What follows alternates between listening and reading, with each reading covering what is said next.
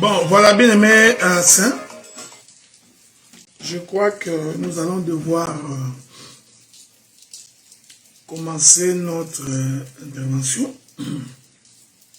Souffrez le temps que je puisse également me connecter sur... Voilà, je disais donc, bien aimés frères et sœurs, nous vous saluons dans le précieux nom du Seigneur. Que la paix de Dieu soit avec vous, que Dieu vous garde et qu'il vous protège.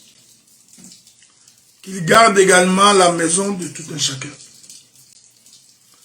Donc, nous sommes fixés rendez-vous aujourd'hui pour pouvoir clôturer notre enseignement sur la prise de Jéricho. C'est ce que nous allons devoir faire tout à l'heure. Donc, ma prière est que Dieu vous garde, que Dieu vous protège, que Dieu vous bénisse. Mon bien-aimé, le pasteur Christian, je te salue dans le précieux nom du Seigneur. Alors, vous tous qui êtes connectés, nous allons donc clôturer aujourd'hui notre enseignement sur la prise de Jéricho. Et au cours de notre intervention, nous profiterons également pour parler du pardon, selon les Écritures. Nous prenons donc le livre de Josué, dans son chapitre 6. Nous allons prendre le verset 15. Genèse chapitre 6, verset 15. L'Écriture dit ceci. Le 7e jour, ils se levèrent de bon matin. Dès l'aurore, ils firent de la même manière 7 fois le tour de la ville. Et ce fut le seul jour où ils firent 7 fois le tour de la ville. À la 7e fois, comme les sacrificateurs sonnaient des trompettes, Josué dit au peuple, poussez des cris, car l'Éternel vous a livré la ville. Que Dieu vous bénisse, qu'il vous garde, qu'il protège vos maisons. Nous allons donc rappeler que nous sommes en train d'expliquer la prise de la ville de Jéricho. Et comme aujourd'hui, je crois que c'est la 5e partie, donc je suis en train de clôturer. La Bible dit que le 7e jour, l'Éternel dira à Josué de dire aux enfants d'Israël que le 7e jour, vous ferez 7 fois le tour de la ville afin de pouvoir entrer dans la ville. Mais lorsque vous ferez 7 fois le tour de la ville, comprenez que vous serez précédé par les sacrificateurs. J'aime ça. Vous serez premièrement précédé par les sacrificateurs. C'est ce que le verset 15 dit. Je répète ça. Il est écrit, le 7e jour, ils se levèrent de bon matin. Dès l'aurore, ils firent de la même manière 7 fois le tour de la ville. Ce fut le seul jour où ils firent 7 fois le tour de la ville. À la 7e fois, comme le sacrificateur sonnait des trompettes, merveilleux, cette écriture-là, la Bible dit, je vais retourner un peu plus haut, le verset 8. Josué eut parlé au peuple.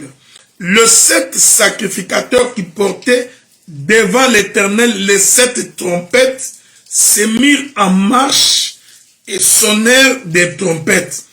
L'arche de l'alliance allait derrière eux. Ok? Que Dieu vous bénisse.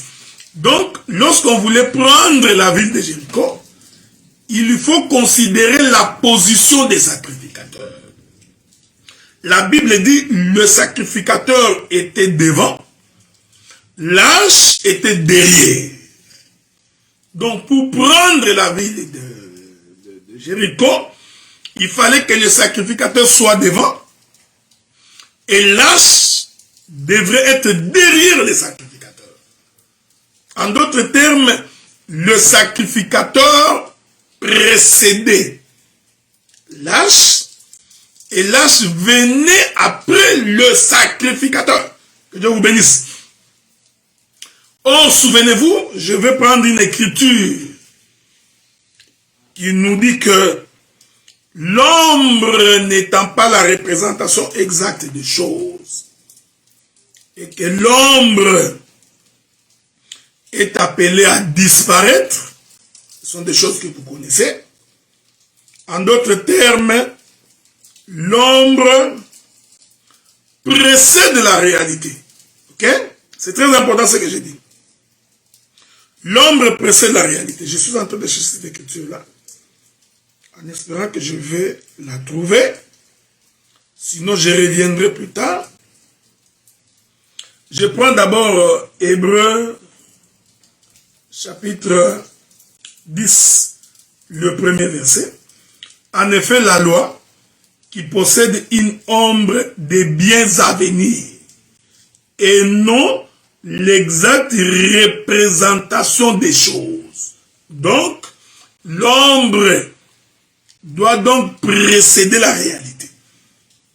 L'ombre, c'est ce qui vient avant la réalité. Je crois pouvoir trouver une autre écriture, si le Seigneur le permet.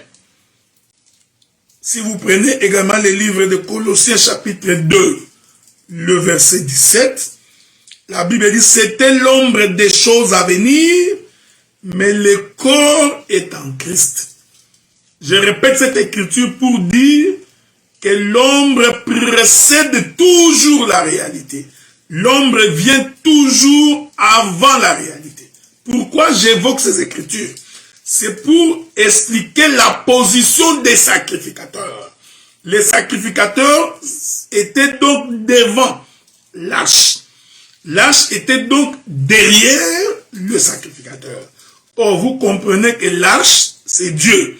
Souvenez-vous, lorsque Israël était en train de combattre les Philistins, lorsque Israël s'est rendu compte qu'il était en train de perdre la bataille, ils vont donc ordonner qu'on aille chercher l'arche de l'alliance. La Bible dit que lorsque l'arche est arrivée, les Philistins ont posé la question, pourquoi il y a du bruit dans les camps des Israélites? On répondit aux Philistins, leur Dieu est au milieu d'eux. Donc c'est Dieu-là qui est au milieu d'eux, c'est lui, l'arche. Donc nous comprenons que l'arche, c'est Dieu. Donc c'est la réalité.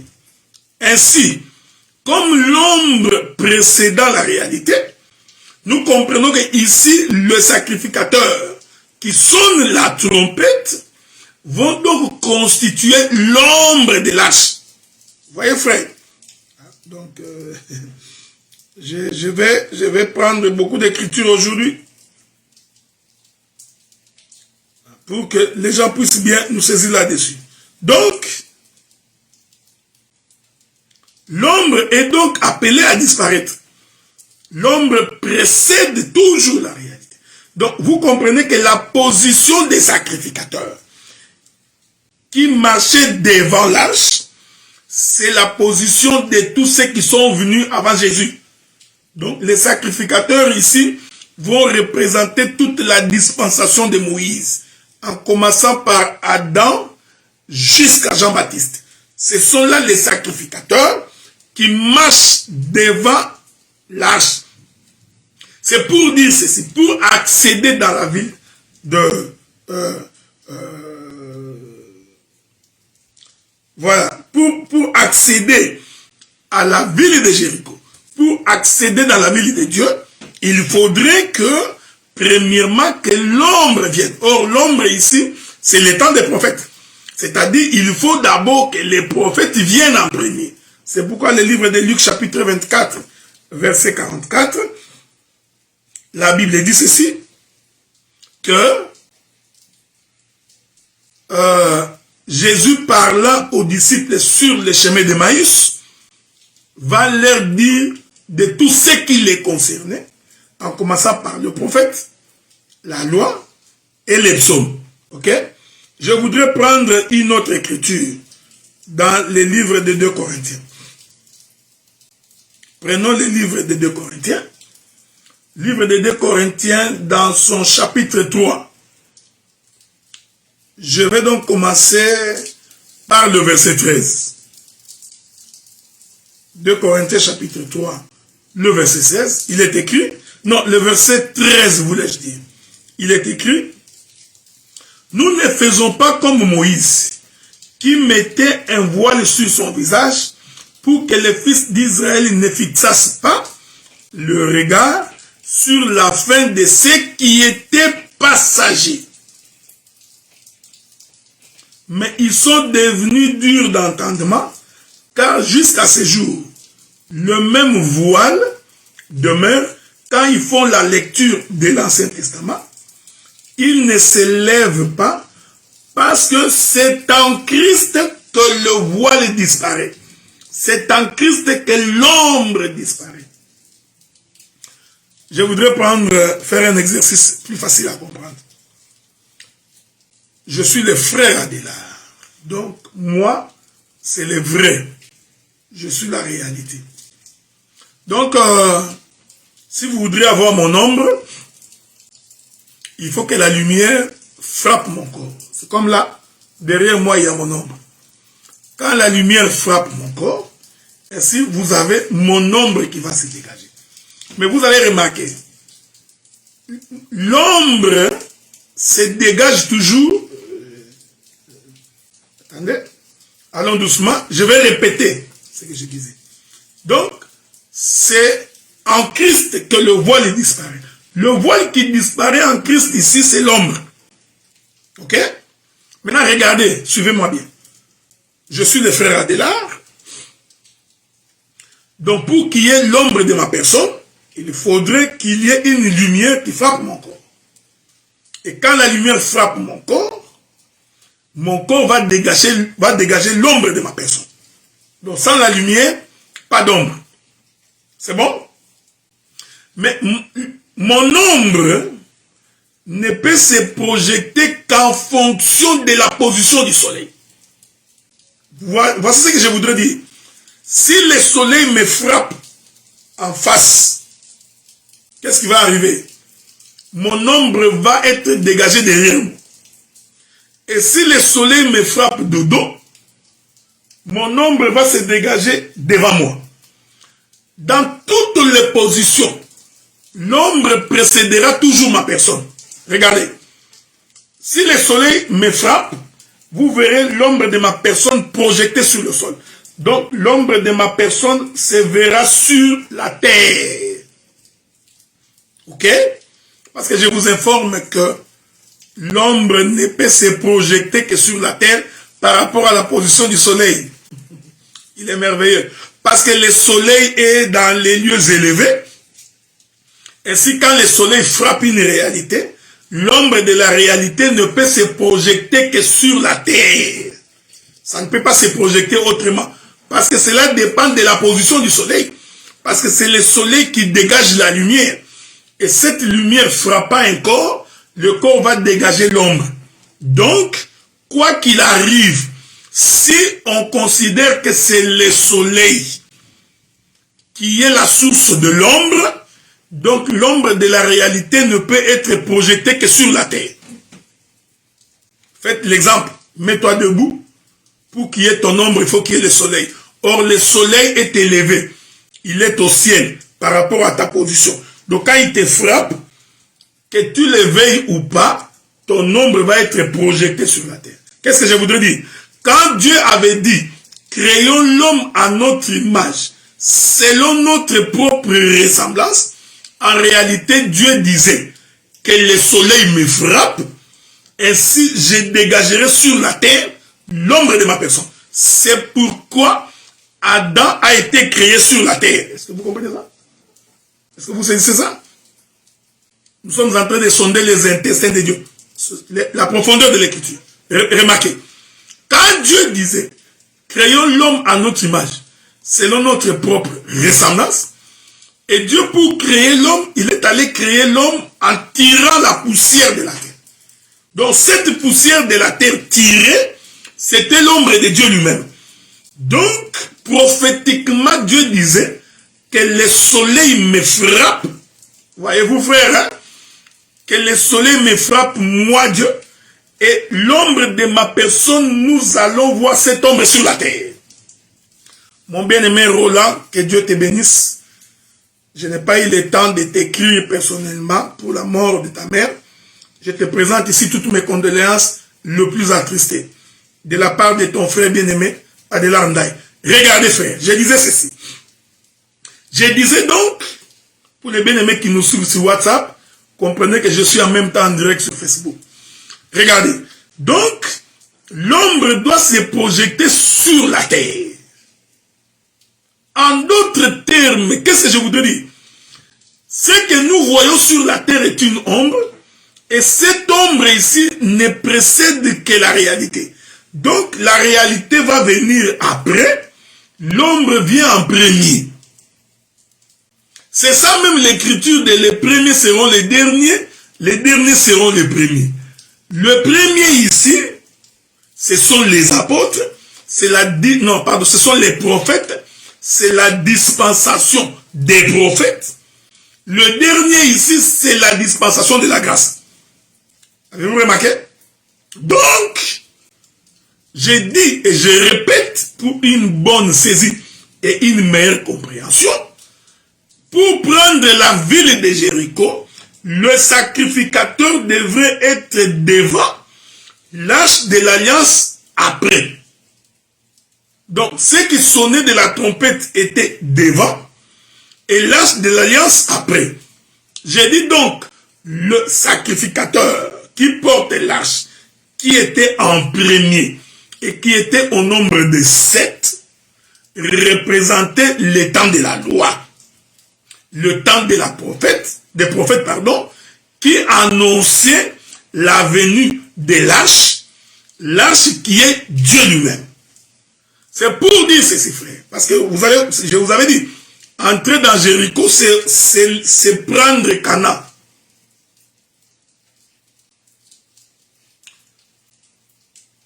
Que Dieu vous bénisse.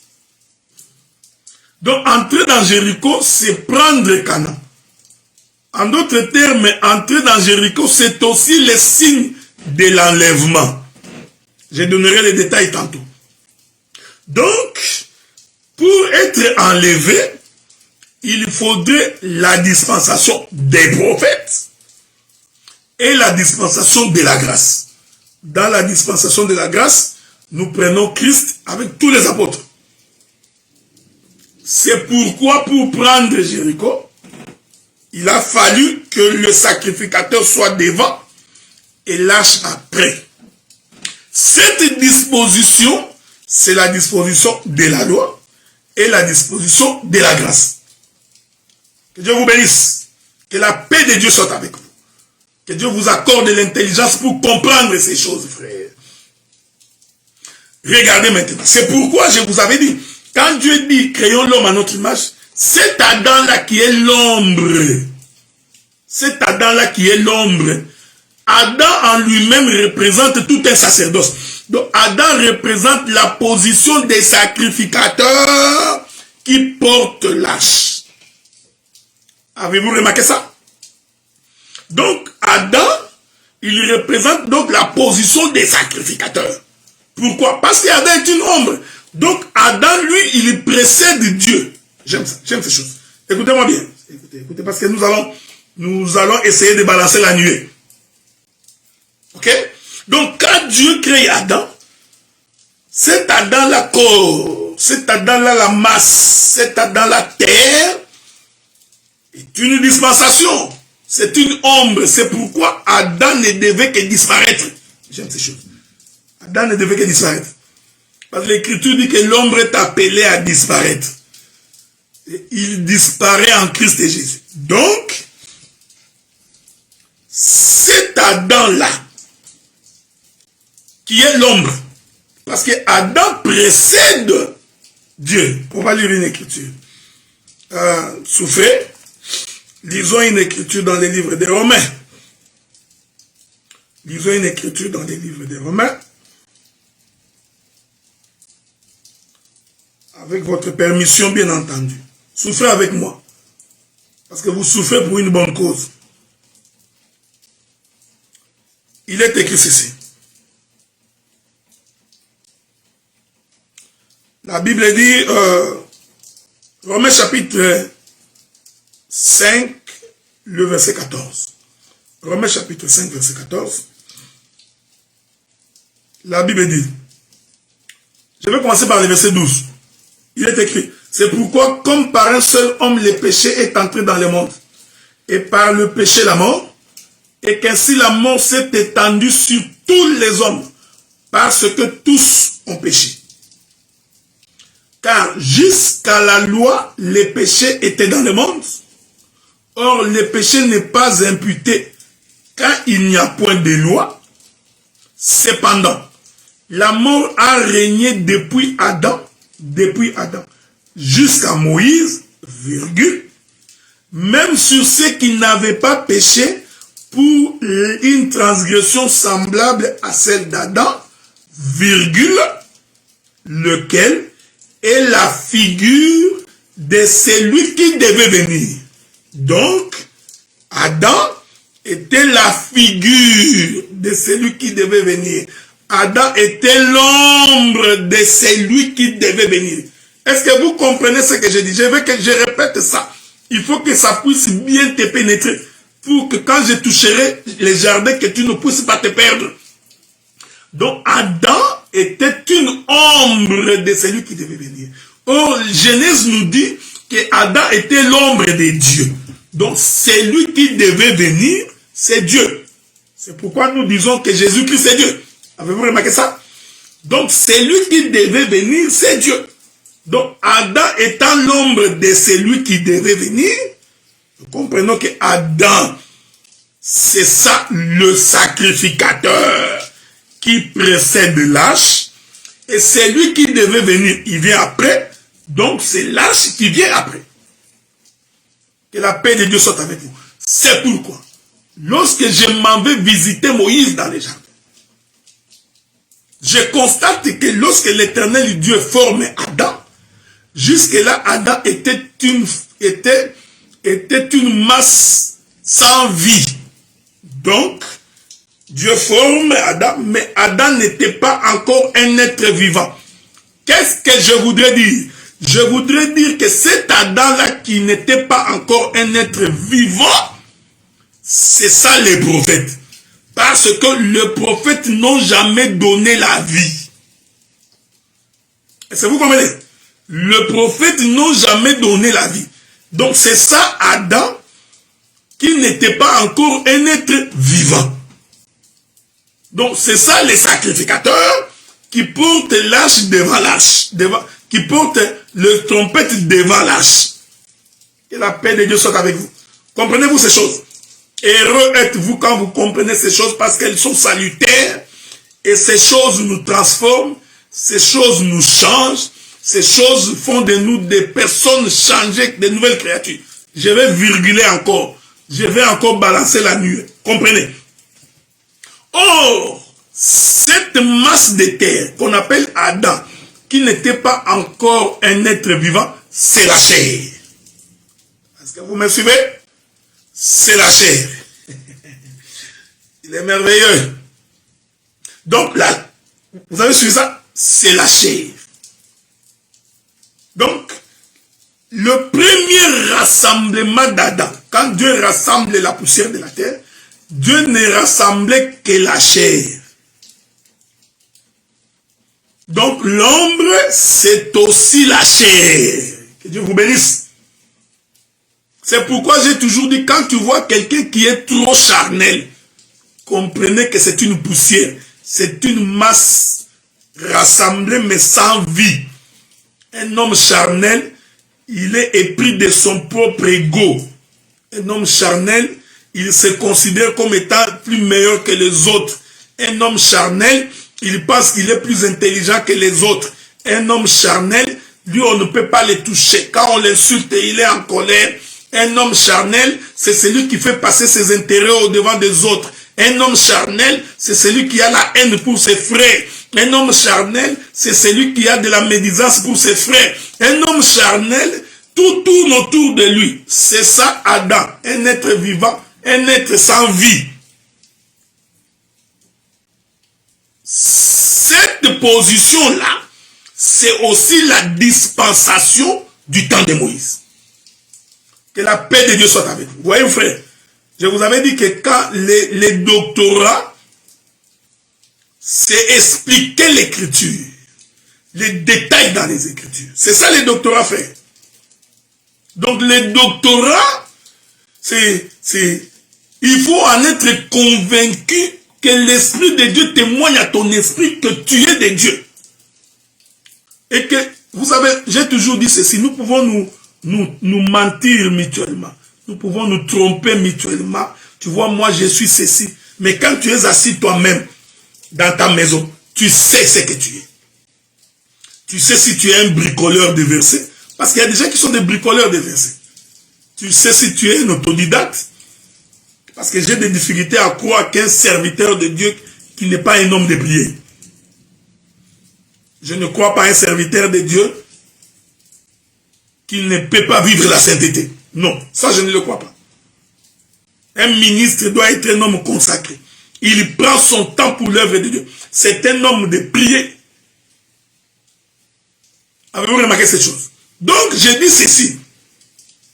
Les corps rassemblés, c'est la chair. C'est tout un sacerdoce. C'est pourquoi un homme qui vit selon Moïse, c'est un homme qui est imbibé de lui-même. C'est un homme qui pense que tout tourne autour de lui. Lui, il ne considère pas les autres. Il passe son temps à se faisant passer pour ce qu'il n'est pas. J'ai toujours dit que quand tu es quelque chose, tu n'as pas besoin de le dire. Parle, prêche, vis. Le monde témoignera. Remarquez, tout ça c'est pour expliquer la position des sacrificateurs qui, pour prendre Jéricho, sont devant l'arche. Vous voyez, vous frères, je suis toujours là. Je n'ai pas bougé. Pourquoi sont-ils devant l'arche? Ça explique que le corps a précédé l'esprit. Dieu vous bénisse. C'est pourquoi, dès que Dieu a fini de former le corps d'Adam, que nous disons, c'est un sacrifice, c'est une sacrificature, c'est la chair, qu'est-ce que Dieu fait? Maintenant, Dieu vient souffler. Le souffle de Dieu là vient après le corps. Donc nous comprenons que ce souffle-là, c'est ça l'arche. Dès que le souffle entre dans le corps, l'être devient un être vivant. Que la paix de Dieu soit avec vous. Remarquez. Je disais donc, dès que le souffle entre, l'homme devient un être vivant. Maintenant, dans le corps de l'homme, nous avons le combat entre la chair et l'esprit. Bien-aimé dans le Seigneur, la vie de tout un chrétien, la vie de tout enfant de Dieu, va se résumer par cette compétition entre la chair et l'esprit. Et la chair précède toujours l'esprit. Et quand l'esprit vient dominer la chair. Quelqu'un ne peut pas prétendre qu'il a le Saint-Esprit s'il est incapable de dominer la chair. S'il est incapable de prendre le dessus sur la chair. Or, l'esprit est nourri par la parole, l'esprit est nourri par la prière, l'esprit est nourri par la vie de sainteté. Que la paix de Dieu soit avec vous. Frère, je veux que vous compreniez ce que j'ai dit. Je vais répéter ce que j'ai dit. Et je prie que le Saint-Esprit vous aide à saisir ce que j'ai dit. Tout ce que tu fais, quand ta motivation n'est pas poussée par l'esprit, tu échoueras. Tout, je dis bien tout, même si ça peut paraître bien, même si ça peut paraître merveilleux, mais si le fond de ta pensée, si le fond de ce que tu avances n'est pas spirituel, tout va s'écrouler. Un jour ou un autre jour, la chose s'écroulera. Tu vas commencer à accuser tout le monde en pensant que c'est la faute de tout le monde. Ce n'est pas la faute de tout le monde. Je suis dans Josué chapitre 6, versets 13, 14 et 15. Donc vous comprenez, je répète, tout ce que tu peux faire, il faut te rassurer que tes intentions sont nobles. Tu ne fais rien pour prouver à quelqu'un. Tu ne fais rien pour que l'on sache que tu existes. Parce que tu risques de courir en vain. Tu risques de courir comme quelqu'un qui bat l'air. Il faudrait que tout ce que tu voudrais faire, que tu le fasses. Ma bien-aimée Francine, je te salue. Que tu le fasses avec des sentiments nobles. Et l'Éternel Dieu te justifiera. Il te donnera la victoire. Si quelqu'un voudrait prendre tes vêtements, tu peux même lui laisser ta tunique. Ce n'est pas grave. Mais si tu es sincère dans ce que tu fais, Dieu te justifiera. Mais si tu ne vis pas selon Dieu, je te donne un conseil. Réconcilie-toi avec ton Dieu. Cherche la paix. Est-ce que vous comprenez? Donc, l'esprit qui rentre dans le corps vient pour dominer. Donc, en d'autres termes, l'esprit, c'est lui le conducteur du corps. Voilà pourquoi nous avons toujours dit que la femme ne peut pas être ministre de la parole. Parce que le ministère de la parole, c'est un conducteur. C'est celui qui dirige. Or, Dieu a fait en sorte que le corps soit dirigé par l'esprit. Est-ce que vous comprenez? Que le corps soit dirigé par l'esprit. Que Dieu vous bénisse. Mon bien-aimé David, je ne sais pas quel est le verset que tu cherchais. Je pourrais te le donner parce que j'ai donné plusieurs versets. Mais je crois avoir lu également Romains chapitre 5, le verset 14. Là où on dit qu'Adam est la figure de celui qui devait venir. Est-ce que vous comprenez ce que nous disons? Donc l'esprit, c'est lui le conducteur. C'est lui qui dirige les corps.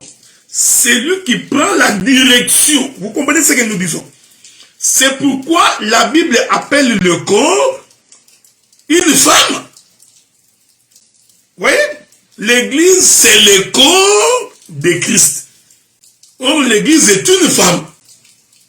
Avez-vous remarqué ça? Donc, c'est pourquoi vous voyez que dans la révélation, une femme ne peut pas conduire. Une femme ne peut pas avoir les dons ministériels. Une femme ne peut pas diriger. Non. Pas dans l'œuvre de Dieu. Est-ce que vous comprenez ce que nous disons? En tout cas, pas dans l'œuvre de Dieu. Donc, ainsi, Christ comme étant l'esprit, qu'est-ce qu'il fait? C'est lui qui vient diriger le corps. C'est ce qui se passe dans la prise de la ville de Jéricho. C'est-à-dire ici, le Seigneur nous enseigne sur le fait d'entrer au royaume. C'est-à-dire l'esprit doit prendre la direction, la possession, le contrôle du corps. Un homme charnel, c'est un homme rancunier. Quand vous lui posez la question, vous sentez de l'amertume quand il parle. Un homme qui, vous sentez la souffrance dans sa vie. Donc ce frère-là, moi je ne l'aime pas. Des choses qu'il a fait dans ma vie, ce frère-là. Non. Tu te détruis toi-même. Tu détruis ton œuvre. Ton intérieur est mauvais. Même si quelqu'un a mal agi en ta faveur, bénis-les. Sois en paix. Dieu se chargera de lui, frère. Ne vous en faites pas. Est-ce que vous comprenez ce que nous disons? Maintenant, regardez. La Bible dit que le 7e jour, 7 sacrificateurs porteront l'âge. Vous ferez le tour de la ville 7 fois. J'ai expliqué que faire le tour de la ville 7 fois, ça fait 49. Et l'Écriture dit, à la 50e année, on va donc sonner de la trompette pour qu'il y ait jubilé. Que Dieu vous bénisse. Cela veut dire que les 7 fois 7 est couronné par la trompette qu'on sonnera. Ainsi, le peuple est libéré. Je vais relire cette écriture. Que la paix de Dieu soit avec vous. Je relis cette écriture-là pour vous. C'était dans le livre de Lévitique chapitre 25. si je ne me trompe pas. On relit l'écriture pour une bonne saisie. Ça devait être Lévitique chapitre 25. Je suis en train de chercher cette écriture-là. La Bible dit,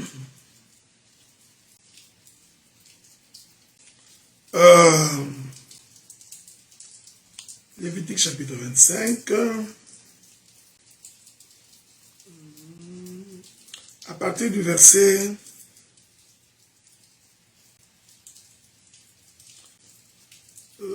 voilà. Non, je n'ai pas encore trouvé. Attendez, je vous l'avais dit. Voilà. Voilà. Lévitique chapitre 25, le verset 10. Vous sanctifierez la 50e année. Vous publierez la liberté dans le pays. Pour tous les habitants, ça sera pour vous le jubilé. Chacun de vous retournera dans sa propriété. Chacun de vous retournera dans sa famille. Donc, le jubilé, c'est proclamer la liberté. Quand vous lisez le verset 9, il est écrit, le 10e jour du 7e mois, tu feras retentir le son éclatant de la trompette. Donc, le jubilé est précédé par un son éclatant. Donc, les sacrificateurs devraient sonner fortement, j'ai dit fortement, la trompette pour que chacun rentre dans sa propriété parce que ça va être quoi? La Bible dit, vous publierez la liberté. Je vais lire une écriture. Je vais lire une écriture pour vous. Ok? Il est merveilleux. La Bible dit ceci. Dans le livre de Luc, chapitre 4, verset 19. Luc, chapitre 4, verset 19, il est écrit. On peut même commencer par le verset 18. La Bible dit, l'Esprit du Seigneur est sur moi, parce qu'il m'a oint pour annoncer une bonne nouvelle aux pauvres. Il m'a envoyé pour guérir ceux qui ont le cœur brisé, pour proclamer aux captifs la délivrance, aux aveugles le recouvrement de la vue, pour renvoyer libres les opprimés, pour publier une année de grâce du Seigneur. Donc ici, nous comprenons que le Seigneur était donc venu pour proclamer la liberté, le jubilé. Or, celui qui proclame le jubilé, que Dieu vous bénisse, doit proclamer le jubilé à la 50e année. Donc nous comprenons qu'ici, Jésus avait 50 ans. Souvenez-moi bien. Hein? Ouais? Donc la 50e année de jubilé, c'est tout un homme. C'est-à-dire que Jésus, lui, il est merveilleux, que le Dieu de paix vous bénisse. Que le Dieu de paix vous bénisse. Donc nous comprenons que Jésus lui-même avait 50 ans. Ouais? Parce qu'il écrit dans les livres de Luc qu'il est venu proclamer la liberté. C'est-à-dire, il est venu annoncer le jubilé. L'homme qui doit annoncer le jubilé doit donc avoir 50 ans. Parce que c'est à la 50e année que les sacrificateurs sonnent de la trompette. Les sacrificateurs ici, au plusieurs, représentent tout un sacerdoce, mais en réalité, tous parlent de Jésus. Donc, nous comprenons que Moïse n'a jamais donné la liberté au peuple. David n'a jamais donné la liberté au peuple. Aucun des prophètes n'a jamais donné la liberté au peuple. Celui qui vient donner la liberté, c'est celui qui l'annonce. C'est ça le jubilé. Vous voyez, frère? Or, le jubilé, le Seigneur dit, la liberté, c'est par rapport au péché. C'est ça, prendre le dessus sur le péché. Que Dieu vous bénisse. Que la paix de Dieu soit avec vous. Vous comprenez? Donc la liberté, c'est prendre le dessus sur la chair. Celui qui n'a pas le contrôle de son corps ne peut pas entrer dans la ville de Jéricho. Celui qui n'a pas le contrôle sur son corps ne peut pas participer à l'enlèvement. Donc comment espérez-vous voir le Seigneur lorsque la vie que vous menez n'atteste en rien que vous connaissez Dieu? Comment? Je rentre dans l'écriture que je vous avais donnée la fois passée, où Pierre dit, combien de fois pardonnerai-je à mon frère s'il pêche 7 fois dans un jour contre moi? Le Seigneur dit, je ne te dis pas 7 fois 7, mais 70 fois 7. Est-ce que vous remarquez? Oh, 7 fois 7 font 49. 70 fois 7 font 490. Donc, 49. J'avais dit que j'allais toucher Néhémie aujourd'hui. Je ne sais pas si je pourrais vous retrouver cette écriture-là.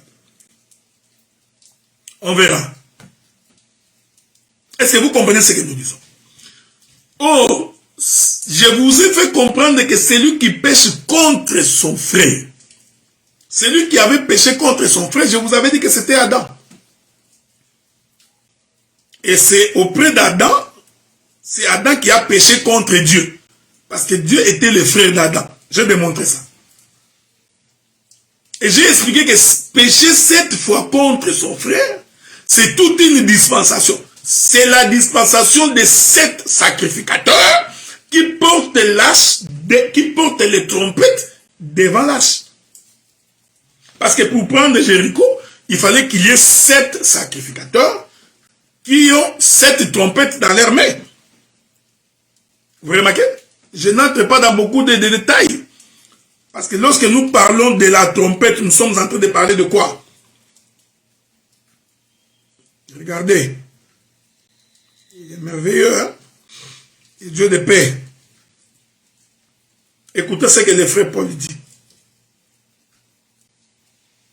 Je suis dans 1 Corinthiens chapitre 14. L'écriture dit ceci.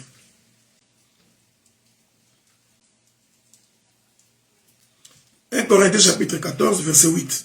La Bible dit, « Si la trompette rend un son confus, qui se préparera à la guerre. » Donc, il faudrait que quand l'on sonne de la trompette, que la trompette soit bien entendue, clairement. Donc, nous comprenons que la trompette parle. Voyez-vous, frère? Donc, la trompette, c'est tout un langage. C'est pourquoi Dieu avait dit à Moïse, tu te feras 2 trompettes d'argent.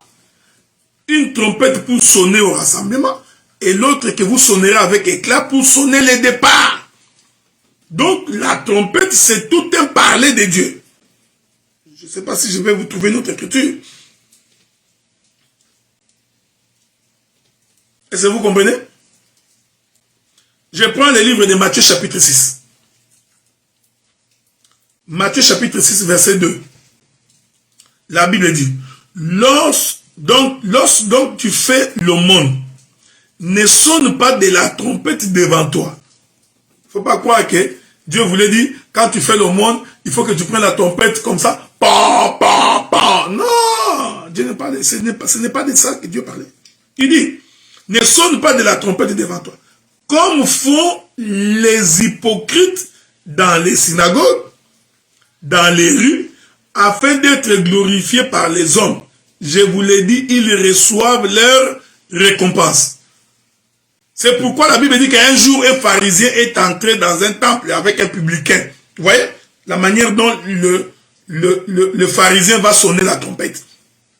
Il dit, ô Éternel Dieu, je ne suis pas comme cet homme. Moi, je jeûne, je donne ma dîme. Moi, vous voyez, donc c'est le parler. Jésus identifie ça comme étant une trompette. Remarquez, frère. Donc, le sacrificateur qui était devant, avec la trompette représentait le parler de Dieu. Est-ce que vous comprenez? Donc, Dieu a parlé premièrement par le prophète. Dans le temps ancien, Dieu nous a parlé par le prophète. C'est ça, le sacrificateur avec les trompettes. Et en ce jour, il nous parle par les fils. Donc, pardonnerai-je à mon frère 7 fois dans un jour? Christ dit, je ne dis pas 7 fois 7. Ah, donc, quand Pierre avait dit, pardonnerai-je 7 fois à mon frère s'il pêche contre moi dans un jour, Dieu a interprété les 7 fois dans un jour, veut dire 7 fois 7. Parce qu'il n'y a aucune écriture qui dit que Jésus avait dit d'abord 7 fois 7, pour venir dire par la suite, je ne dis pas 7 fois 7, mais 70 fois 7. Est-ce que vous comprenez ce que j'ai dit? Bon, attends, je vais chercher cette écriture-là pour vous. Je vais la chercher, ok? Cherchons ça. Ça va nous aider à pouvoir avancer calmement. Qu'est-ce que nous dit l'écriture là? C'était dans le livre de Luc. C'est ça, hein? Trouvons l'écriture dans le livre de Luc, je crois. Bon. Luc chapitre 17. Luc chapitre 17. Nous lisons ceci. Verset 3. Prenez garde à vous-même. Si ton frère a péché, reprends-le. Et s'il se repent, pardonne-lui. Ok? Bon. J'ai toujours dit aux gens, il faut faire très attention. Hein? Il faut faire très attention. Et s'il a péché contre toi 7 fois dans un jour, et que 7 fois il revienne à toi, disant, je me repens, tu lui pardonneras. Les apôtres disent au Seigneur, augmente-nous la foi. Ah, parce qu'ils ont compris que quelqu'un ait péché 7 fois contre toi dans un jour. Les apôtres ont compris, ils ont dit, non, non, non, non, Jésus, pour ça là, il faut que tu nous augmentes la foi. Mais qu'est-ce que Jésus voulait dire? Jésus ne voulait pas dire ça, frère. Jésus voulait dire autre chose. Je vais vous trouver une autre écriture. Dans les livres de... Tout dans les livres de Luc, hein? Toujours les livres de Luc. La Bible dit ceci. Pierre pose la question. Seigneur, il dit, combien de fois pardonnerai-je à mon frère s'il pêche contre moi? C'est cette écriture-là que je cherche. J'espère pouvoir trouver cette écriture-là. Bon, on va y revenir pour gagner du temps. Donc, il dit, tu pardonneras 7 fois, 7 fois. J'ai dit ceci, frère. L'homme qu'on pardonne 7 fois, fois 7, 70 fois, fois 7, c'est Adam. Donc, c'est Adam parce qu'il a péché contre son frère. Et je vous avais fait comprendre que pour que quelqu'un pêche contre toi, alors il faut qu'il y ait la loi. Je disais que pour que quelqu'un pêche contre toi, il faut qu'il y ait quelque chose qui fait qu'il a péché contre toi. Or, péché veut dire la transgression de la loi. Donc, si ton frère pêche contre toi, il faut vraiment qu'il y ait une loi qui fasse en sorte qu'il a bronché ou il a violé cette loi, ainsi il a péché contre toi. Or, celui qui a donné la loi, c'est Dieu. Donc, l'homme qui pêche 7 fois contre son frère, en réalité, c'est Adam qui pêche contre son frère Dieu. Avez-vous remarqué ça? Et cet homme-là, il a droit au pardon. Ok? Or, le pardon de cet homme-là passe par le jubilé. C'est ce que je vous dis. Ce n'est pas, je te pardonne. Ah, Matthieu 18, 21. Merci beaucoup, bien-aimé Didier. On va lire ça pour que le bien-aimé puisse nous saisir là-dessus. Donc, Matthieu, chapitre 18, tu as dit, hein? Oui, Matthieu 18, 22, 21. Allons lire ça, ok? Matthieu 18, 21. Lisons ça. Alors, voilà. Alors, Pierre s'approcha de lui et dit, Seigneur, combien de fois pardonnerai-je à mon frère lorsqu'il péchera contre moi? Serait-ce jusqu'à 7 fois? Vous voyez, Pierre a seulement dit, est-ce que je pardonnerai 7 fois? Jésus lui dit, je ne te dis pas jusqu'à 7 fois, mais jusqu'à 70 fois, donc 70 fois, 7 fois. Il continue. C'est pourquoi le royaume des cieux est semblable à un roi qui voulut faire rendre des comptes à ses serviteurs. Ce pardon ici a un rapport avec le royaume des cieux. Mais toi, un individu, tu ne peux pas pécher 7 fois contre ton frère dans un jour. Il faut que tu sois possédé. Je vais prendre un exemple. Ok? Je vais prendre un exemple. Tu prends la femme de ton frère, tu couches avec. À 6 heures, le frère te surprend. Tu demandes pardon. Le frère te pardonne. Tu reviens à 9 heures, tu récupères la femme de ton frère, tu couches encore. Tu viens, le frère te pardonne. Tu rentres à midi, tu récupères, ça c'est la 3e fois. Tu récupères encore la femme de ton frère, tu couches avec. Le frère te surprend encore, pardon. Tu reviens à 15 heures, mon frère, tu vas mourir.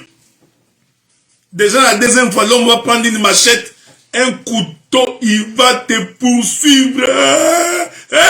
Vous voyez frère, ça c'est très très mal comprendre l'écriture.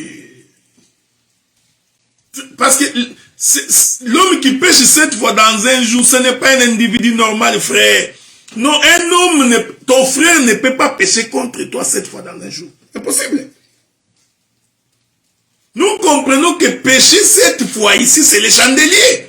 C'est la marche de l'église. Est-ce que vous comprenez? Donc c'est une marche, c'est toute une dispensation, frère. Ce n'est pas naturel comme ça que tu dis, tu prends ma femme, la première fois je te surprends, tu demandes pardon. Mais la 2e fois, je vais te couper la tête. C'est pourquoi de l'autre côté, vous voyez, Luc, quand il a présenté la chose, les disciples ont dit, ça là, augmente-nous la foi. Vous voyez, frère, c'est pourquoi nous disons que quand quelqu'un ne comprend pas l'écriture, non, tu pardonneras à ton frère 7 fois dans un jour. Non! Ça, c'est très mal interprété l'écriture. Ce que nous disons ici, le pardon de 70 fois 7 ici, c'est tout un jubilé. Et le jubilé, c'est pour que nous rentrions, que nous soyons affranchis de ces corps. Voyez-vous, frère? Donc, la 50e année, c'est l'année de la suprématie de l'esprit sur la chair.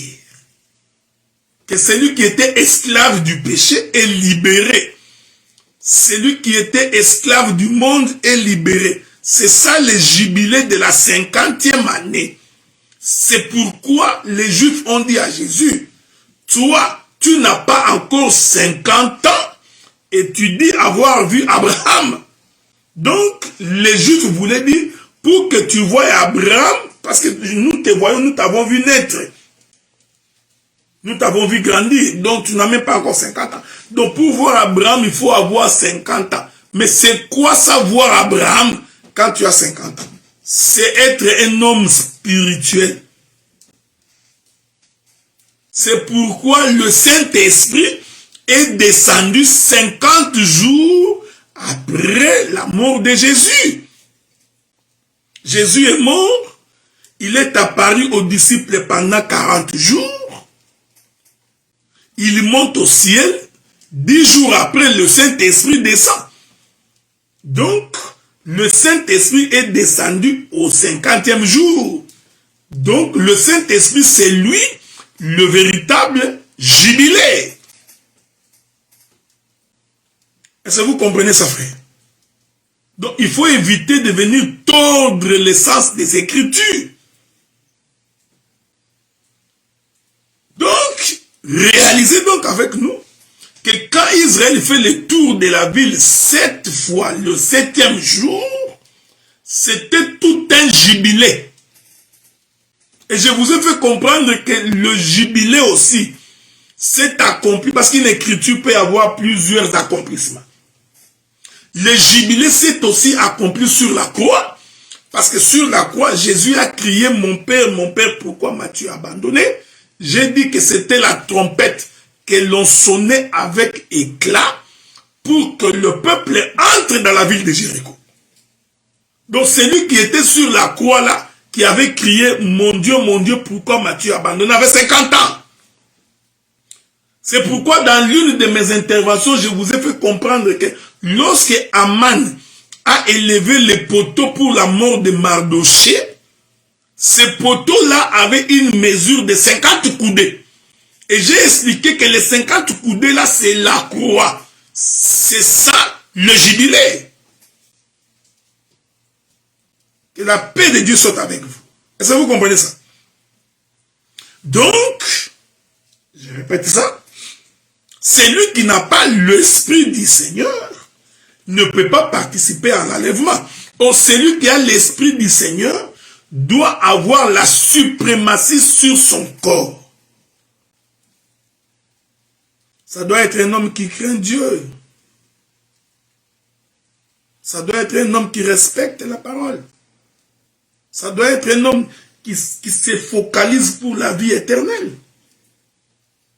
Ça doit être un homme qui s'attache aux choses du royaume. Qui fait un effort pour vivre humblement. La sainteté de Dieu. Ça doit être un homme. Quand tu es ministre attaché au peuple, tu parles au peuple. Il y a des ministres des orgueilleux, des prétentieux, ayant l'apparence de la piété mais ignorant ce qui en fait la force. Il y a des ministres à double visage, il a une autre face. Mais dans la vie de tous les jours, c'est une autre personne. Un ministre doit avoir l'indépendance d'esprit. J'ai toujours dit ça, j'ai toujours répété. Un ministre doit avoir l'indépendance d'esprit. Quand je dis indépendance d'esprit, un ministre, c'est celui qui cause avec Dieu. Il est rassuré de ce qu'il dit, de ce qu'il est en train de lire, de ce que Dieu lui a dit. Un ministre, ce n'est pas celui qui écoute les conseils des méchants. Non. Un ministre n'écoute pas ce que sa femme lui dit. Beta bango, va sentir. Non.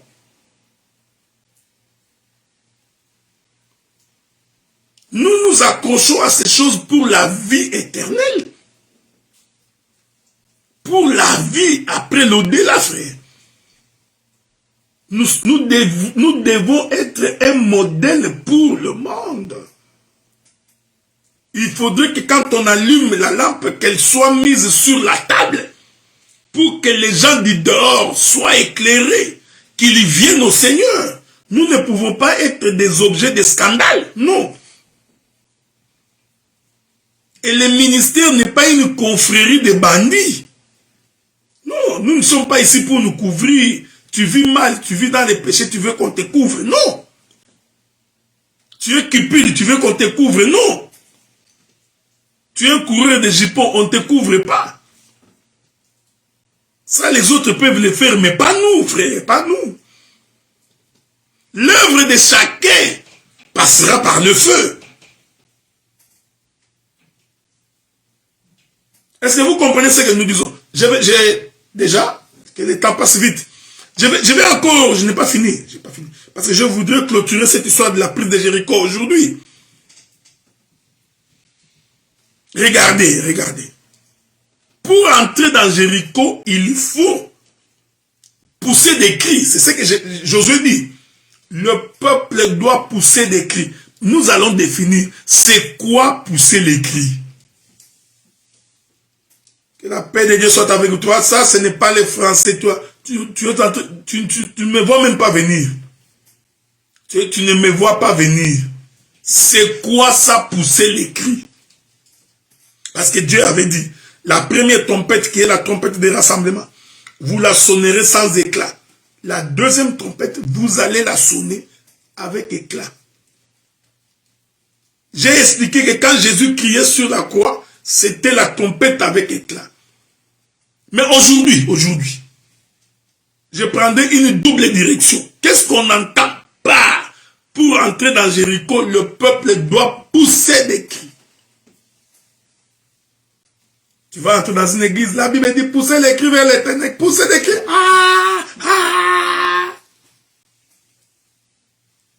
Non, quand tu ne comprends pas ces choses, il faut demander. On va lire. On va lire. Je vais prendre une écriture dans les livres des 1 Thessaloniciens. C'est là que je prends l'écriture. Les livres des 1 Thessaloniciens. Écoutez ce que la Bible dit. Je prends 1 Thessaloniciens chapitre 4. Verset 15. Ici, je voudrais expliquer, pousser les cris. Ok? Vous voyez? Les livres de Jéricho cachent beaucoup de mystères. Beaucoup de choses. Soyez en paix. Je vais atterrir avec beaucoup de choses. 1 Thessaloniciens chapitre 4. Verset 15. Voici en effet ce que nous vous déclarons d'après la parole du Seigneur. Nous, les vivants, restez pour l'avènement du Seigneur. Nous ne devancerons pas ceux qui sont morts. Car le Seigneur lui-même a un signal donné à la voix d'un archange et au son de la trompette descendra du ciel et les morts en Christ ressusciteront premièrement. Suivez-moi bien. Ensuite, nous les vivants qui serons restés, nous serons tous ensemble enlevés avec eux sur les nuées à la rencontre du Seigneur dans les airs. Ainsi, nous serons toujours avec le Seigneur. Consolez-vous donc les uns les autres par ces paroles. Sois en paix. Je n'ai pas fini. Je vais ajouter notre écriture. Je voudrais vous trouver une autre écriture avant de parler. Que la paix de Dieu soit avec vous. Regardez. 1 Corinthiens chapitre 15. 1 Corinthiens chapitre 15. J'explique toujours les cris que le peuple pousse avant d'entrer dans Jéricho. 1 Corinthiens chapitre 15. Verset 51. La Bible dit, voici, je vous dis un mystère. Nous ne mourrons pas tous, mais tous nous serons changés. Ici, j'explique pousser les cris. Voyez-vous? Tous, ces changements ici, c'est ça les cris qu'on pousse. Vous allez voir ça. En un instant, en un clin d'œil, à la dernière trompette, la trompette sonnera. Je vous avais dit, avant d'entrer dans Jéricho, il faut que l'on sonne de la trompette et que le peuple pousse les cris. La trompette sonnera et les morts ressusciteront incorruptibles et nous serons changés, car il faut que ce corps corruptible revête l'incorruptibilité et que ce corps mortel revête l'immortalité. Lorsque ce corps corruptible aura revêtu l'incorruptibilité, suivez-moi bien, suivez-moi bien, suivez-moi bien. Lorsque ce corps corruptible aura revêtu l'incorruptibilité et que ce corps mortel aura revêtu l'immortalité, alors s'accomplira la parole qui est écrite. La mort a été engloutie dans la victoire. Que Dieu vous bénisse, que la paix de Dieu soit avec vous, que sa miséricorde vous soit accordée. Remarquez. Le frère Paul est en train de répéter la création. Paul explique que le corps corruptible doit revêtir l'incorruptibilité. Le corps mortel doit revêtir l'immortalité. Oh! Lorsque nous rentrons dans la création, nous verrons que le corps d'Adam, tiré de la poussière, était un corps corruptible. Maintenant, quand Dieu souffle dans Adam, Le souffle d'Adam, c'est ça le corps incorruptible. Est-ce que vous me souvenez? Donc, il faudrait que le corps corruptible, ce corps charnel, puisse revêtir le corps incorruptible. C'est ce que Paul est en train d'expliquer ici. Il explique que lorsque le corps corruptible revêtira l'incorruptibilité, donc revêtu de, c'est pourquoi, quand le Seigneur Jésus-Christ est sorti des eaux, au jour du baptême, la Bible dit qu'il était revêtu du Saint-Esprit. Voyez-vous? Donc, le corps de Jésus, c'était un corps corruptible, mais ce corps-là devait être revêtu de l'Esprit. Cet esprit-là, c'est ça, le corps incorruptible. Que la paix de Dieu soit avec vous. C'est pourquoi, quand le Seigneur arrive sur la croix, et qu'il crie, mon Dieu, pourquoi m'as-tu abandonné? Vous comprenez que c'était l'incorruptible qui s'est séparé du corruptible. C'est-à-dire l'esprit s'est retiré du corps corruptible. Est-ce que vous remarquez cette chose? Or, la Bible dit ceci. C'est là que je vais devoir expliquer. C'est ça l'écrit. Hein? L'écrit, c'est la transformation du corruptible vers l'incorruptible. La disparition de l'incorruptible pour que... Non, la disparition du corruptible pour que l'incorruptible puisse être manifesté. La destruction de la mortalité pour que l'immortalité prenne le dessus. Que Dieu vous bénisse. Regardez, on va lire une autre écriture. Que la paix de Dieu soit avec vous. Lisons une autre écriture. Que Dieu vous garde, que Dieu vous bénisse. Je suis en train de chercher une écriture. J'espère pouvoir trouver cette écriture-là. Je suis là, à la mort du Seigneur. Qu'est-ce qui est arrivé? Lisons cette écriture-là. Matthieu. Est-ce que c'est Matthieu qui l'a dit ou c'est Jean qui l'a dit? Non. Voilà. Matthieu, chapitre 27. Matthieu, chapitre 27. Je vous avais dit non. Il faut pousser l'écrit pour entrer dans Jéricho. Bien aimé, tant que tu ne pousseras pas l'écrit, tu n'entreras pas dans Jéricho. Je prends le livre de Matthieu, chapitre 27.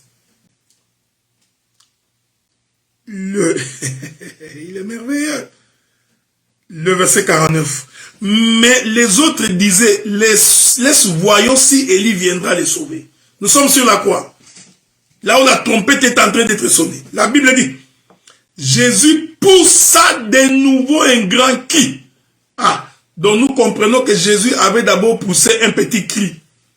Bon, maintenant, quand je suis en train de rechercher dans les Écritures, je n'ai pas vu où est-ce que Jésus a poussé un petit cri. Est-ce que vous en avez vu? Si vous avez... C'est ce que j'aime dans les doctorats. C'est ce que j'aime dans les doctorats, frère. Dans les doctorats, c'est que nous voyons ce que les autres ne voient pas. Les petits détails. Est-ce que quelqu'un a trouvé l'écriture qui dit que Jésus a d'abord poussé un petit cri? Est-ce que vous en avez? Donnez-moi, je vais me repentir. Ok? Donnez-moi, je vais me repentir. La Bible n'écrit jamais n'a jamais écrit noir sur blanc. Jésus a d'abord poussé un petit cri. Non! Il est merveilleux. Il est merveilleux, le Dieu de gloire. Je vais conclure. Écoutez. La Bible dit, Jésus poussa de nouveau un grand cri. Donc, cette écriture nous prouve que Jésus avait d'abord poussé un petit cri. Mais noir sur blanc, ce n'est pas écrit. C'est pourquoi nous avons toujours dit, consultez les livres de l'Éternel. Les. Aucun d'eux ne fera défaut. Donc quand tu n'as pas vu ici, il faut aller demander aux autres prophètes. Pourquoi Matthieu ne dit pas ça, hein? Esaïe, pourquoi Matthieu nous dit qu'il a poussé un grand cri, mais il ne nous dit pas où est-ce qu'il a poussé les petits cris? C'est comme ça que nous sommes allés appeler Moïse. Moïse dit que lorsque vous ferez des trompettes, la première trompette, vous la sonnerez sans éclat. Donc nous comprenons que cette première trompette, c'était ça le cri de Jésus qui ne faisait pas du bruit. On l'a mené à la boucherie comme une brebis muette devant ceux qui l'attendent. Il ne disait aucun mot. C'est ça le premier cri, sans bruit. Maintenant, c'est ça aussi la première trompette. J'ai expliqué toutes ces choses. L'Écriture dit, Jésus poussa de nouveau un grand cri et rendit l'esprit. Hein? Donc, l'esprit se sépare du corps. Écoutez ce que dit le verset 51. Et voici, le voile du temple se déchira. Depuis les hauts jusqu'en bas, la terre trembla, les rochers s'épandirent. Quand Jésus pousse les cris, il faut que le voile du temple se déchire. Or, l'Écriture dit que vous êtes le temple du Saint-Esprit. Vous, c'est ce que Paul dit. Vous êtes le temple. Donc, pour que vous héritiez le royaume, il faut que cette tente ici, ce corps ici soit déchiré. C'est ça les rideaux. C'est ça les rideaux. C'est ça le voile. Il faut qu'il se déchire pour que l'esprit rentre entre les mains de Dieu. Donc, en réalité, quand Israël poussait des cris, c'était l'enlèvement. C'est pourquoi le frère Paul dit, en un clin d'œil, nous changerons tous. Vous comprenez? Donc, l'immortel va descendre. Et l'immortel va monter. J'aime ça. Je voudrais prendre une autre virgule. Hein? J'aime quand j'ai des inspirations comme ça. C'est pourquoi, bien aimé dans le Seigneur, la Bible dit qu'un jour, Élisée était derrière Élie, tout le temps derrière Élie. On dit à Élisée, est-ce que tu sais que ton maître va être enlevé aujourd'hui? Il dit, je le sais. Que la paix de Dieu soit avec vous. Le jour où Élie est enlevé, Élie va se dépouiller de son manteau. Et Élisée va crier, mon père, chat d'Israël. C'était le cri de la trompette. Pour que le corps se déchire, c'est-à-dire la tunique, le manteau d'Élie. Ah, j'ai pris cette dispensation. Je peux expliquer beaucoup de choses dans le manteau d'Élie. Je peux expliquer beaucoup de choses. Est-ce que vous comprenez? Parce que Élie avait dit à Élisée, quand tu me verras monter. Donc, celui qui monte là, il déchire ses vêtements. Voyez-vous, frère? C'est ça la deuxième trompette qui permet à ce que les corruptibles restent et que l'incorruptible monte. Et la paix de Dieu soit avec vous. Voilà, bien aimé dans le Seigneur. Je conclus que la prise de Jéricho, c'était l'image de toute la vie sur la terre. Comment Dieu nous sauve, c'était l'esprit de l'enlèvement. Entrer en Jéricho, c'était l'enlèvement. Et j'ai expliqué que le pardon, c'est lorsque Dieu nous a franchi du péché. Et, frère, quand on demande pardon, parce qu'il y a des audios qui circulent ici, où nous, tu vois, le frère a demandé pardon, vous pensez que nous allons tomber dans les panneaux. Je vous avais dit que nous prêchons la 5e génération de la connexion Internet, une très longue vitesse de connexion. Le vrai pardon, selon les Écritures. La Bible dit que celui qui avoue ses fautes et les délaisse, il obtient miséricorde. Il faut avouer la faute. Maintenant, je vais vous aider comment on avoue la faute.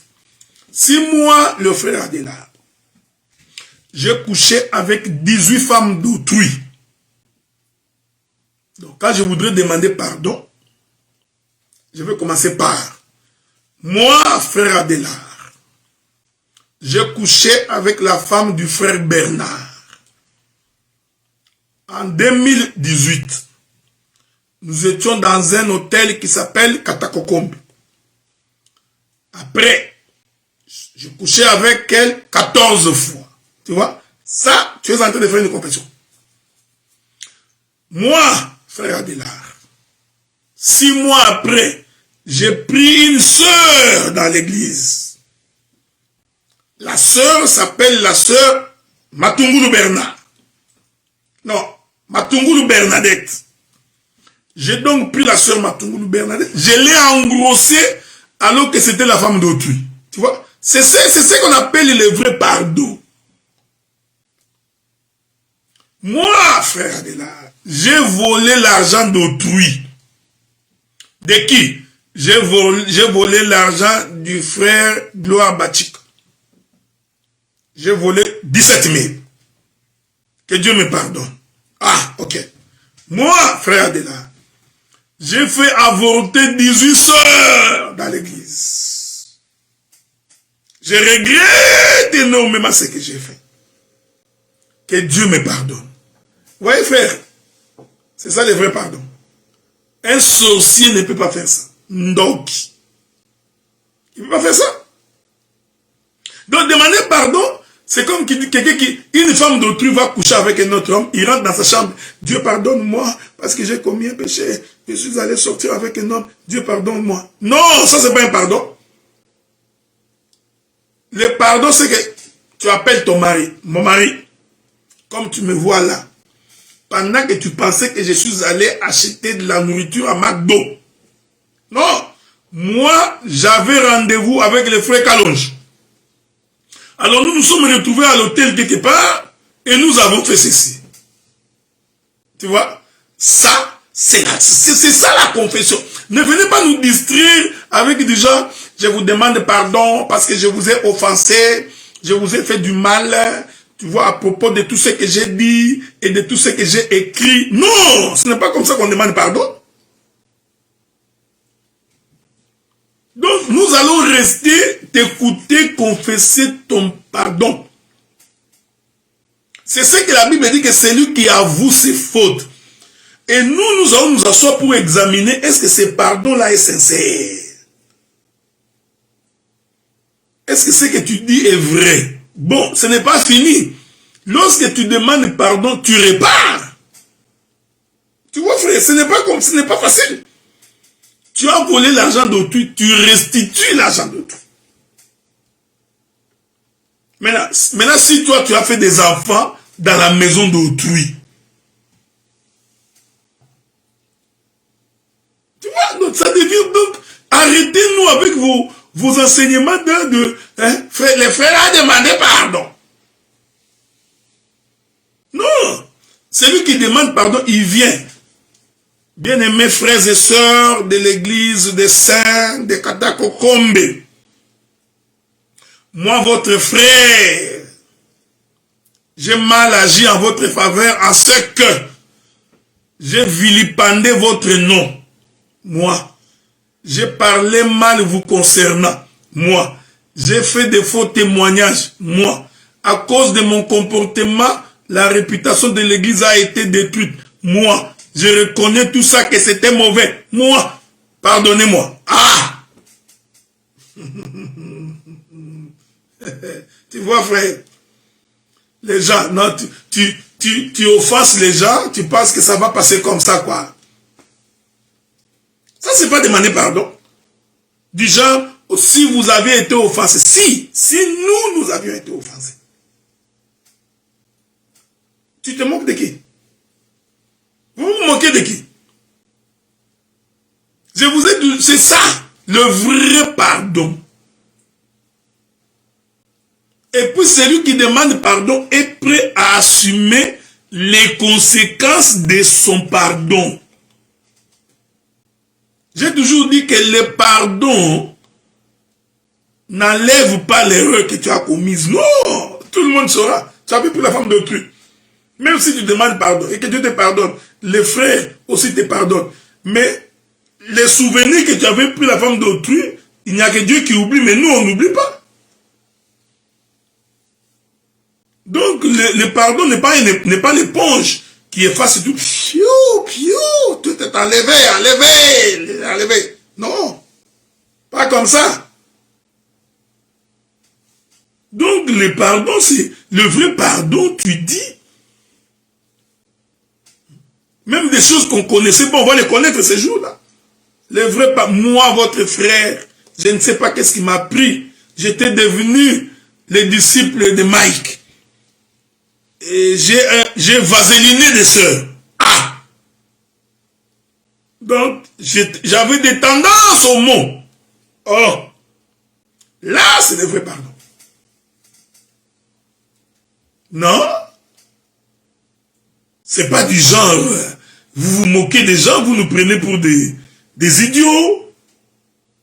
Vous nous prenez pour des idiots, quoi? Vous pensez que ça va passer comme ça? J'ai détruit les mariages d'autrui. Tu cites les noms des mariages que tu as détruits. J'ai pris la femme de tel. J'ai incité la femme à chasser son mari. La femme m'a chassé. Moi, j'ai récupéré la femme. Je suis monté sur le même lit où dormait cette femme avec son mari. J'ai fait mes bêtises. C'est ça. Que la paix de Dieu soit avec vous. Bon, si vous avez des questions, vous pouvez poser. Je vais d'abord laisser partir les bien-aimés qui sont sur WhatsApp. Et je répondrai à vos questions, vous qui nous suivez sur Facebook. Bien-aimés saints, que Dieu vous bénisse.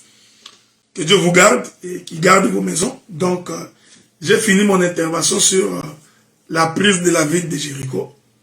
Alors, si le Seigneur nous donne la vie, nous prendrons un autre enseignement la semaine prochaine. Sinon, c'est l'apôtre Blanchard Ingala qui va vous entretenir. Que la paix de Dieu soit avec vous. Merci. Bon, je suis à vous. Si vous avez des questions, posez la question. Alors, je vais répondre aux questions. Mais faites-le le plus vite possible. Parce que si vous ne posez pas des questions plus vite possible, je vais clôturer mon enseignement également. Vous voyez? Donc, c'est ce que je voulais vous dire. Donc, on ne peut pas prétendre que le pardon, c'est seulement tu ouvres ta bouche comme ça. Bien aimé, pardonnez-moi. Vous m'avez pardonné, nous t'avions pardonné. Oh ben, c'est bon, c'est bon, c'est bon, c'est bon. Non, c'est pas bon. C'est pas comme ça. Okay? Donc, quand vous demandez pardon, vous prenez également la résolution de ne plus recommencer. Et il faudrait-il encore que Dieu te donne la capacité de ne plus recommencer. Voyez-vous? Il faudrait-il encore. Donc, c'est ça. Donc, bon, je ne sais pas s'il y a des questions. Mais, Morgane, toi, tu voulais poser la question. Maintenant, j'attends la question. Tu poseras la question. Ok. Bon. Voilà. On va voir s'il y a des questions.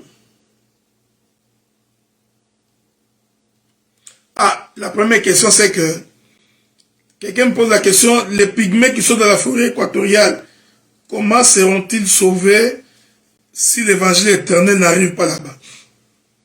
D'abord, il ne faut pas considérer que l'évangile est un slogan, hein? Okay, c'est très important. Et nous croyons que Dieu est le maître des temps et des circonstances. Nous n'allons pas nous poser la question s'ils vont être sauvés. Oui. Là même Front de Diamant peut répondre, quoi. Nous ne pouvons pas poser la question de savoir s'ils vont être sauvés ou ne pas être sauvés. Ce n'est pas notre problème. Nous croyons que s'il y a des fils de Dieu et filles de Dieu qui sont dans la forêt équatoriale chez les pygmées, Dieu s'arrangera pour que la nouvelle ère parvienne. Ok? Donc, nous ne nous posons pas cette question-là. Vous ne vous êtes jamais posé la question comment cela vous est arrivé, non? Mais cela vous est arrivé. Croyez également que cela leur arrivera, quoi. Donc, de ce côté-là, vous n'avez pas à vous plaindre. Donc, ils seront sauvés. S'il y a des élus là-bas, ils seront sauvés. Voilà. Donc, il n'y avait que cette question de pygmées là. Il n'y avait pas autre chose. Bon, en tout cas, mon bien-aimé Morgan, s'il n'y avait que cette question de pygmées là, je crois qu'on a fini. Donc, je reprends donc mon intervention pour dire que ah, non Morgan, mais la photo a déjà été publiée. Tu n'as pas vu le pasteur Robert avec sa fiancée? C'était ça la photo. Mais il y a une autre photo que je n'ai pas encore publiée. Ça, c'est ma photo avec Front de Diamant. Ça, je vais publier bientôt. Donc, il y a ta soeur qui dit que si tu veux aller chez les pygmées, Tu peux aller toi-même chez les pygmées. Donc, voilà, bien-aimés saints, que Dieu vous bénisse, que Dieu vous garde et qu'il vous protège. Donc, nous avons fini notre intervention sur la prise de Jéricho. Donc, je crois que ça a été très riche. Vous trouverez, si vous voulez les voir en rediffusion, allez vous connecter sur mon compte YouTube. Donc, c'est Évangile éternel. Ou alors, si vous tapez Dr Adela Ndaye, vous tombez sur ma page et vous pouvez vous abonner. Alors, chaque fois que je publierai ou je posterai une vidéo, vous serez informés. Donc, j'ai conclu pour dire que le 25, donc c'est samedi ici, l'Assemblée des Saints de Gatineau, nous avons une grande fête. Donc, nous allons manger et boire. Et si Dieu nous prête vie, vous nous suivrez en direct. Donc, à partir de 16h, heure d'ici, soit 22h, nous terminerons à 3h du matin, heure de Paris. Donc, tous les saints de Gatineau, Ottawa, nous nous retrouverons ensemble.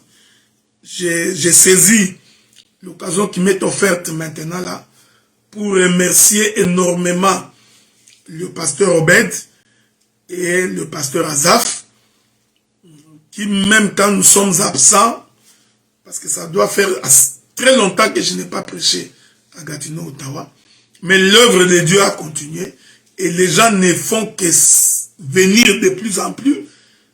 J'ai constaté par moi-même que la salle est devenue petite. Donc, je crois même que si tout le monde venait à un culte, on risquerait même que les gens soient dehors. Et cela prouve que l'Éternel est avec vous. Et je voudrais vraiment officiellement, publiquement, vous remercier pour ce travail accompli. Et cela prouve que vous avez les ministères.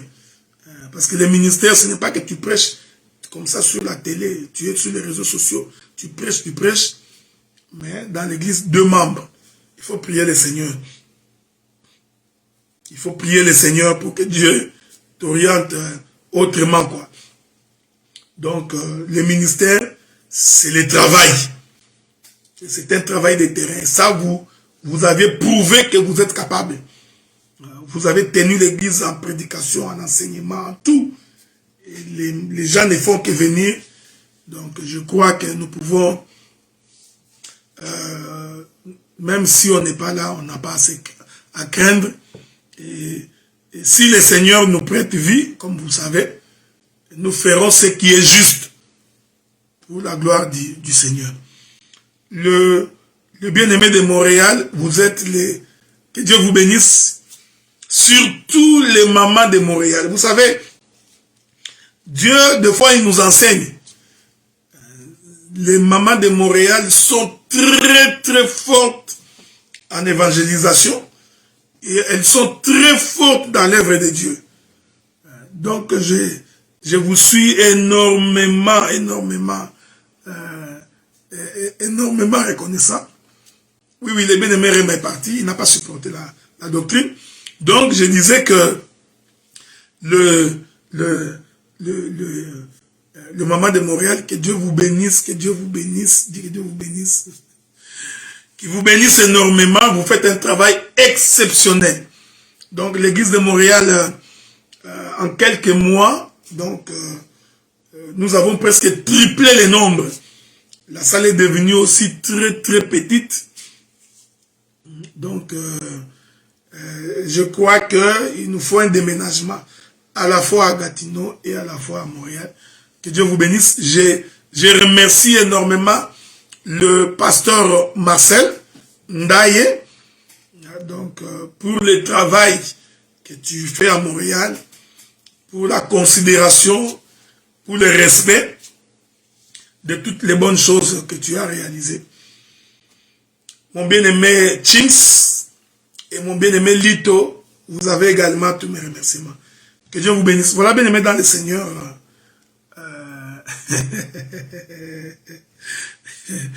Je te remercie aussi, ma bien-aimée sœur, Front des Diamants, toujours. Front des Diamants. Yo Yebikaka. Donc, de ce côté-là, on n'a pas à s'inquiéter. Donc, que Dieu vous bénisse énormément. Donc, je crois que tout le mois de juillet, je vais prendre des vacances. Donc, je vais me reposer. Ça fait longtemps. Je vais me reposer le mois de juillet, le mois d'août et le mois de septembre. Je prendrai 3 mois. Ça, je vous annonce déjà. 3 mois que je ne serai pas ni à l'église pour prêcher. Je ne conduirai ni les cultes. Je ne ferai aussi aucune intervention sur Facebook. Donc, j'ai trop travaillé. Je voudrais me reposer. C'est pourquoi nous avons les autres ministres, les autres fils de Dieu dans la maison pour qu'ils fassent l'œuvre. Je profite de l'occasion pour annoncer également que le docteur Moustapha Chabani va être avec le Saint de Gatineau le 3 et le 10 juillet. Donc nous allons l'écouter. Et le 18 juillet, il sera avec nous dans l'Assemblée de Montréal. Donc nous voudrons lui souhaiter la bienvenue au milieu de nous. Et je crois que le mois prochain, nous allons également recevoir le pasteur Boris Unyumbe. Nous allons également le recevoir au milieu de nous. Donc, nous profiterons également pour bénéficier de sa grâce. Que Dieu vous bénisse.